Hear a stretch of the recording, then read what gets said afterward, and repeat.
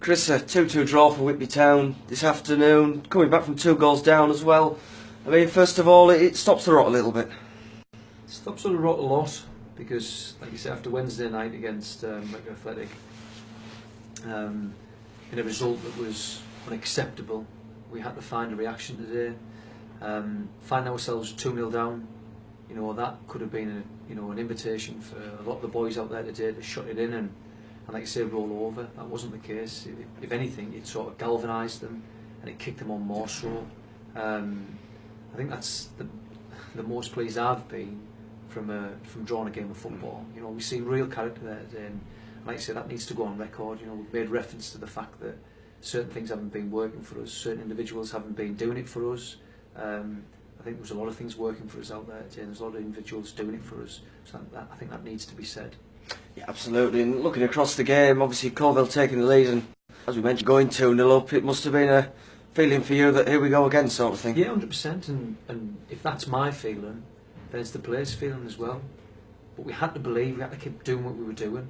I thought, even at 2-0, I thought we were probably the better side in what we were doing. So like you said, to come back from 2-0 and give ourselves an opportunity to maybe even go on and win it towards the back end, you know, again, I can only, you know, commend the boys on that. Looking at Coalville's second goal in particular, Chris, do you feel that Whitby maybe switched off a little bit with the ball forward? My take on the goal, we're in our opponent's half. I think we've had a penalty that looked like a bit of a stonewaller, waved away, and we've had a blatant foul on Tyman on the halfway line that's ultimately led to the ball going up the park, and the kids hit a great volley that was fairly unsavable, really.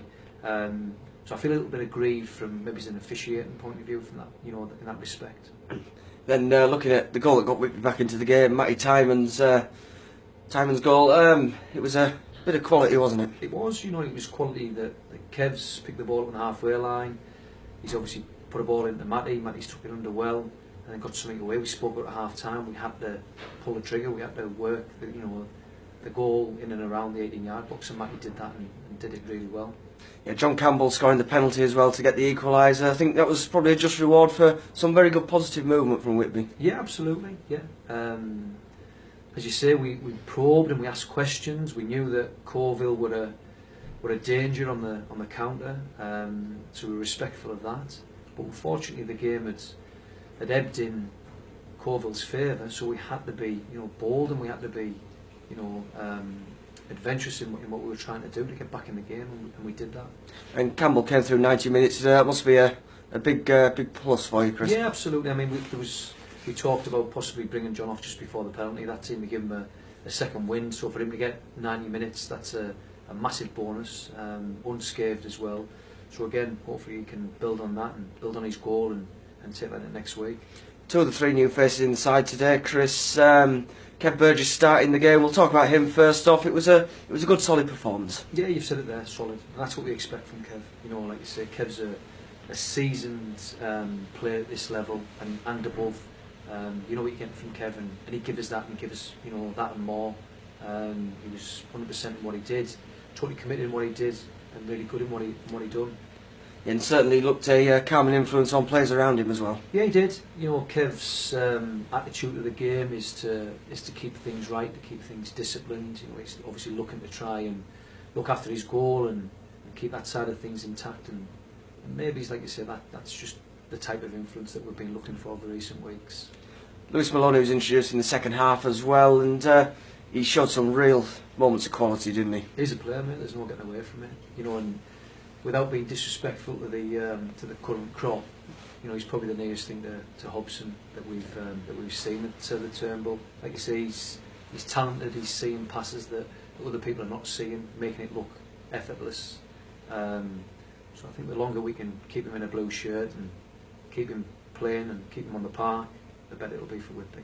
And looking ahead to the next week or so, Chris, you made a couple of changes to the squad this week.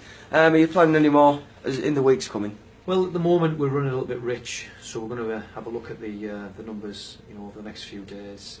Might be a couple of people going out on loan, but as soon as that happens, I'll be sure to let you know about that. Absolutely. And then we move on to Rush Olympic next week.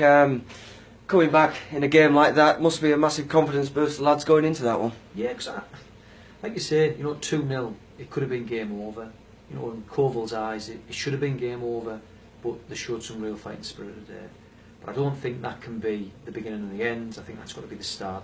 We've got to use that as a platform. We've got to make sure that going into Rushall next week, that we're in a similar position to ourselves, that we use it as a springboard and we use it to maximise our return come next Saturday.